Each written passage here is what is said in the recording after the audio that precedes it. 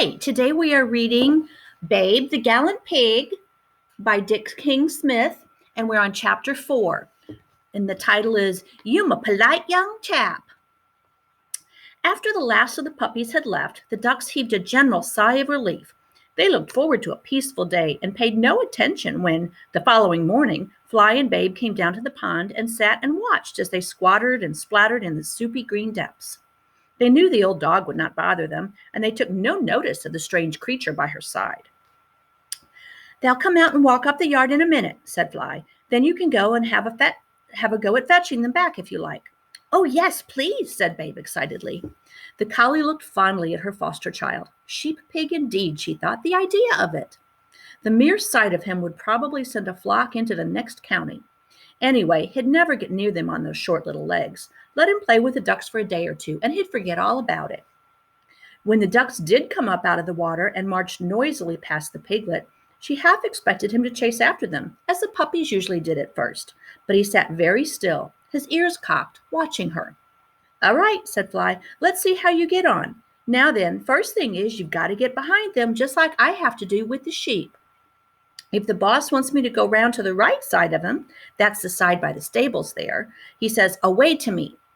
If he wants me to go round to the left, that's the side by the Dutch barn, he says, 'Come by.' Okay?" "Yes, Mum." "Right then. Away to me, Babe," said Fly sharply.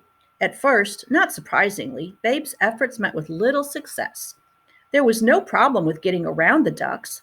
Even with his curious little seesawing canter, he was much faster than they. But the business of bringing the whole flock back to Fly was not, he found, at all easy. Either he pressed them too hard and they broke up and fluttered all over the place, or he was too gentle and held back, and they waddled away in twos and threes. "Come here and have a rest, dear," called Fly after a while. "Leave the silly things alone. They're not worth upsetting yourself about." "I'm not upset, Mum," said Babe. "Just puzzled. I told them what I wanted them to do, but they didn't take any notice of me. Why not?" "Because you weren't born to it," thought Fly. "You haven't got the instinct to dominate them, to make them do what you want." "Yes, it's early days yet, Babe, dear," she said. Here's a picture.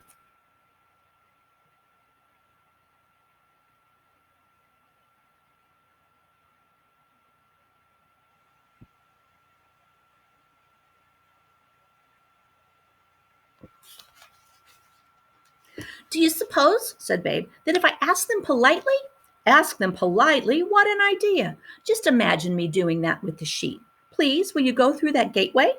Would you kindly walk over to that pen?" "Oh, no, dear, you'd never get anywhere that way.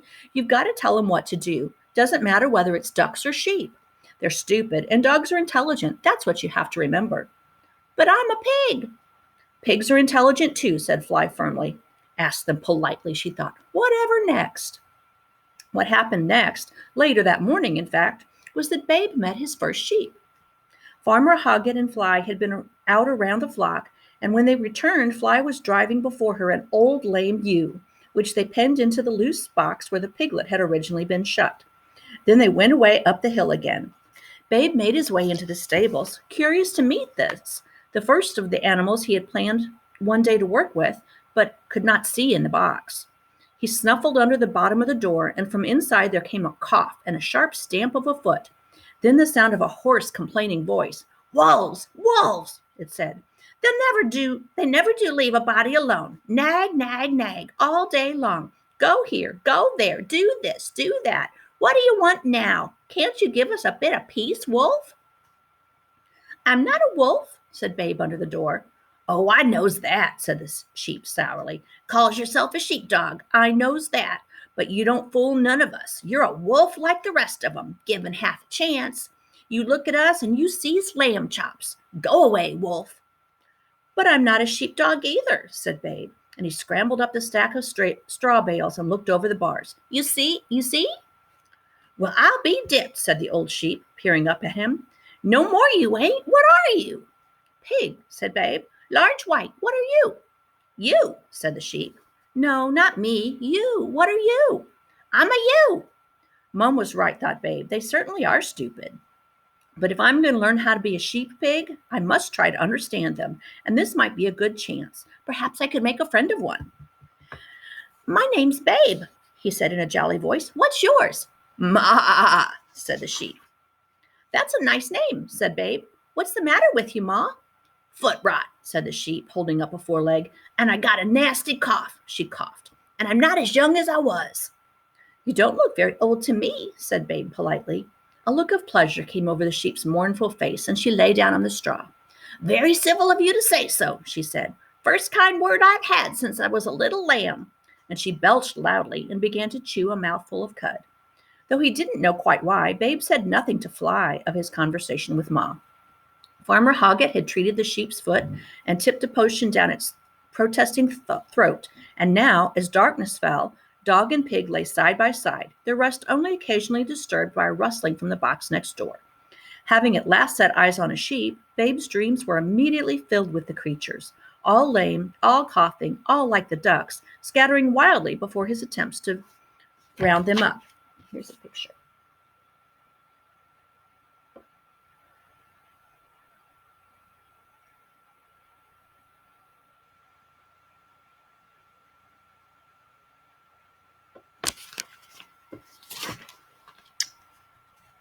Go here, go there, do this, do that, he squeaked furiously at them, but they took not a bit of notice.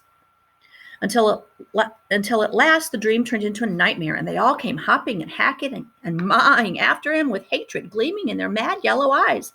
Mom, Mom, shouted Babe in terror. Ma, said a voice next door. It's all right, dear, said Fly. It's all right. Was it a nasty dream? Yes, yes. What were you dreaming about? Sheep, Mom.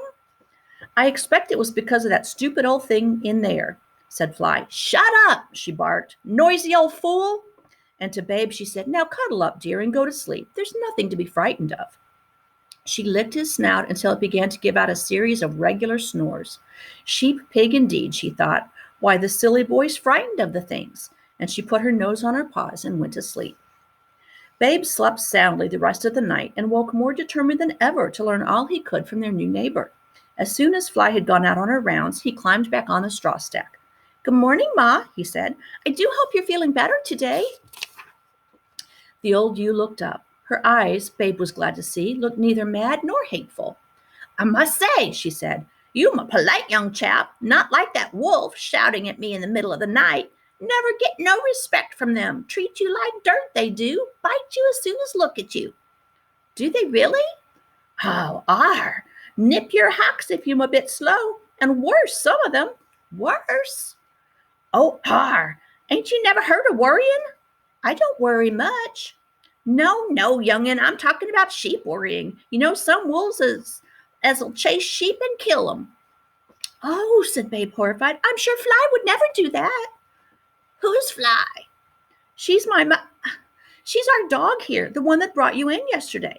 Is that what she's called? No, she ain't a worrier, just rude. All wolves is rude to us sheep, see? Always have been. Bark and run and nip and call us stupid. We ain't all that stupid. We do just get confused. If only they'd just show us a bit of common politeness, just treat us a bit decent. Now, if you was to come out into the field, a nice, well-mannered young chap like you, and ask me to go somewhere or do something politely like you would, why, I'd be only too delighted.